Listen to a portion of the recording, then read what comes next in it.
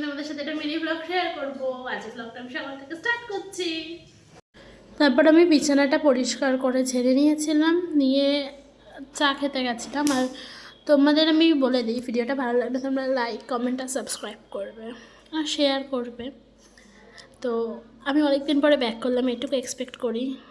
দেখো, আমি তোমাদের এটাই বলছিলাম যে আমার রং খেলার পরে মুখে ব্রণ বেড়েছে, স্কিনের অবস্থা আমার প্রচণ্ড বাজে। আমি খুব শীঘ্রই একটা ডক্টর দেখাবো, নাহলে মুখ খুব বাজে হয়ে যাচ্ছে আমার।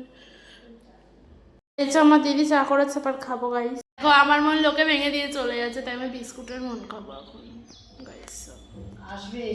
কারেন্ট চলে গেছে, এখন কারেন্ট আসবে না, তাই আমি অন্ধকারে ভিডিও করবো।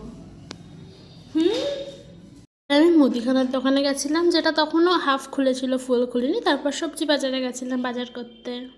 সকাল থেকে আমাদের এখানে কারেন্ট নেই, এরকম রোদ, গরমও লাগছে। আর আমি বাজার করতে বেরিয়েছিলাম।